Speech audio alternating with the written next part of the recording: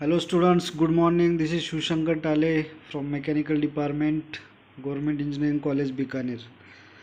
Now we'll discuss about the cascade refrigeration system. In last two lectures, we will discuss about the multi-operation and the multi-compression refrigeration systems. First, understand what is cascade system. Cascade is nothing but the connection of the number more than two simple VCR cycles or the vapor refrigeration systems. Two or more than two refrigeration systems are connected in a series. Such combinations are called cascading. Okay, and such systems are called the cascade refrigeration system.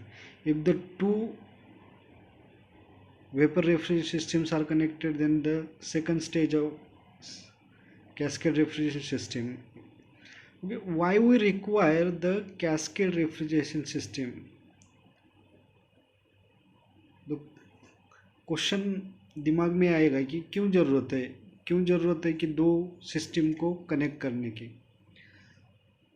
We'll see with the help of the some actual numbers of the some refrigerants why we require this cascade system. Okay, we know that there is a large amount of temperature difference between the evaporator and the condenser. Suppose in evaporator we have to maintain the minus 100 degrees Celsius, minus 80, minus 60. These are the evaporator temperatures, and in condenser temperature it may be 50 degrees Celsius or the 40 degrees Celsius. That much amount of temperature variation takes place for a particular refrigerant, and if that much amount of temperature difference or temperature variation is there in the evaporation and the condenser, it means the pressure variation is also there, means the pressure of condenser upon the pressure of evaporator, the pressure ratio is increased. So pressure ratio is that much not matter, but for a single refrigerant, that much amount of temperature variation is not recommended. I am saying that is not recommended, but what is the reason behind that? Why that much amount of temperature variation is not recommended? That we'll see with the help of this actual figures or actual number of the some refrigerants.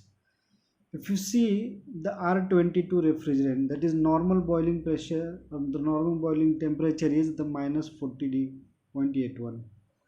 Okay, that is at minus 80, pressure is at minus 80. If you see the minus 80, the pressure is 0.1, pressure is reduced. But if you see this specific volume, the pressure is in bar and volume is in meter cube per kg. Here the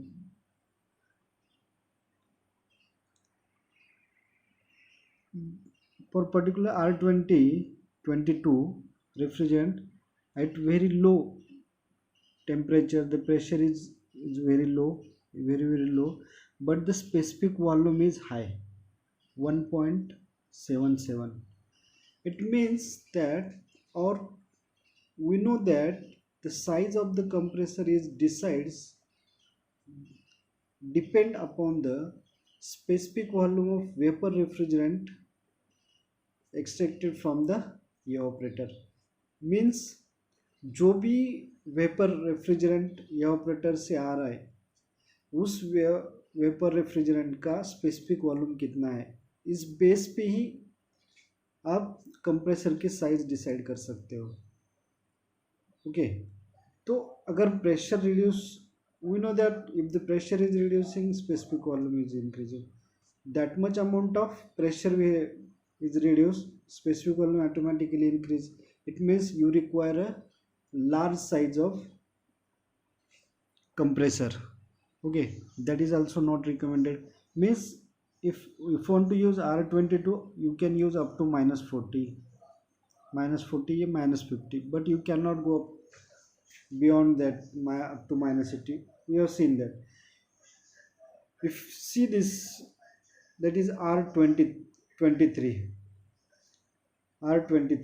minus 80 is the normal boiling temperature is minus 80. If you go through the plus 40 means in the condenser part, that is go about to the critical point. The star is indicated is above the critical point. Above the critical point, that cycle is not recommended. VCR cycle is not recommended. Okay. If you see R123, R123 normal boiling temperature plus 27, but if you go to the minus 80, the pressure is very low and specific volume is also very high, 83.667. So to avoid that, by using single refrigerant, we cannot go to the very low temperature cooling, means minus 80, minus 70.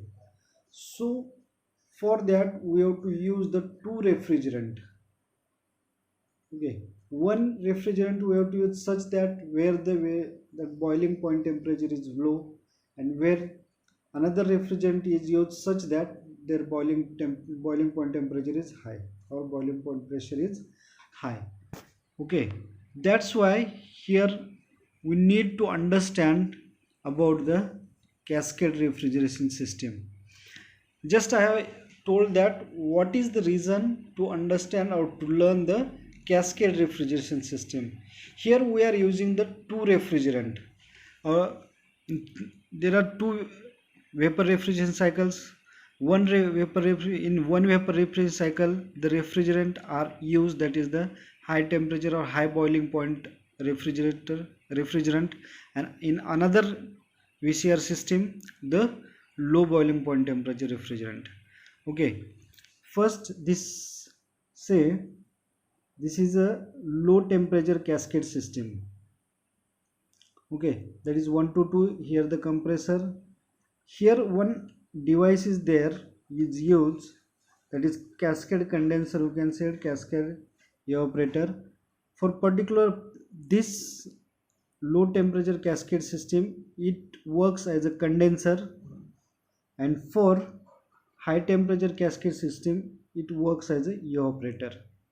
Okay, I will explain how its working is takes place. First understand the equipment or the instrument used in this.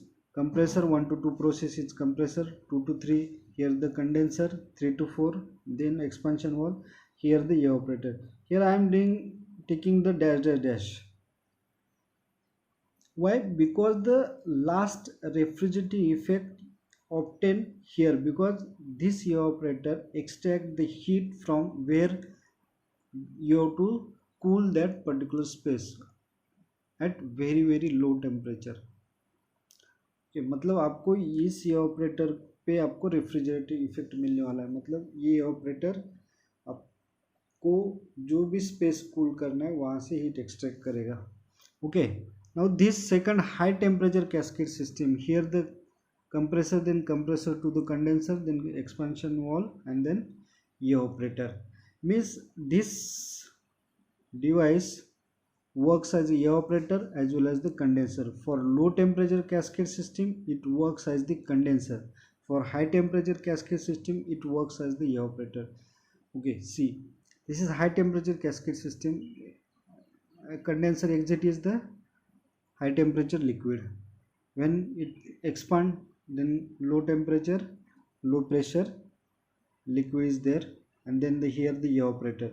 Now from that, from the compressor, here the in condenser the phase changes takes place. Now this condenser of the low temperature cascade system extract heat, release heat, and that release amount of heat is extracted by the evaporator of the high temperature cascade system. By releasing the heat of the condenser, it converts the vapor into the liquid. Means whatever amount of heat released by the condenser of low temperature cascade system is absorbed heat by the evaporator of high temperature cascade system. Okay, you do not require the condenser of low temperature cascade system, the sink or the do not require sink, or for high temperature cascade evaporator of high temperature cascade system you do not require the source to provide the heat. Okay, whatever amount of heat released by this condenser is absorbed by the evaporator. Okay, so you have to combine such two refrigeration system. Ultimately, you have to, the focus is on this, whatever the refrigerant effect is takes place by particularly this evaporator, you will get the last result at this evaporator. Okay, now I will explain how much amount of RE will you get and the how to calculate the CUP of particular this refrigeration system, that will explain with the help of pH diagram.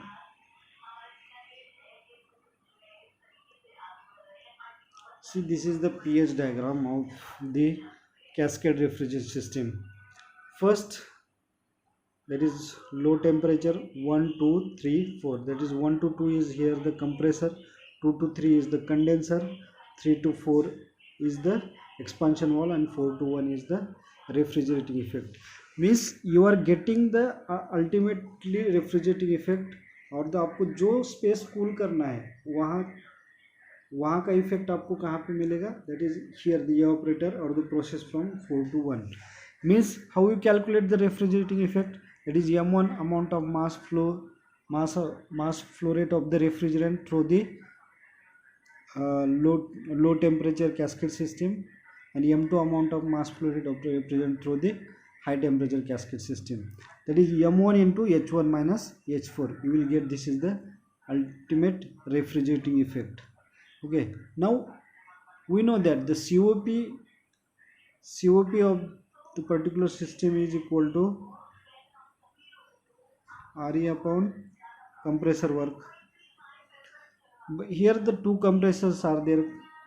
Okay, you have to combine the or the add the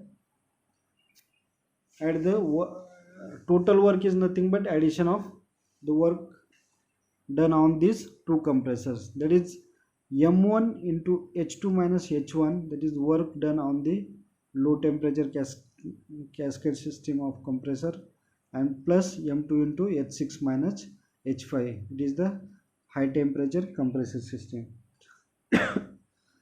you will you will get the COP, that is the COP of this particular, that is m1 into h1 minus h4 upon m1 h2 minus h1 plus m2 h6 minus h5, you will get the COP. Like that you can calculate the COP. Now I have told that whatever amount of heat released by the condenser in the low temperature cascade system, that much amount of heat is extracted by the high temperature evaporator. Okay, low temperature, that is m1, heat released by the condenser of low temperature cascade, that is m1 h2 minus h3, here 2 to 3 process is the condenser, equal to m2, that is heat extracted by the high temperature evaporator, that is h5 minus h8. Okay, like that you can calculate the mass flow rate m1 and m2, you will get one of the relation. Okay, like that you can do the calculations for the COP and the calculation of the amount of mass flow rate of the refrigerant. Okay, that is the cascade refrigeration system. Okay, thank you.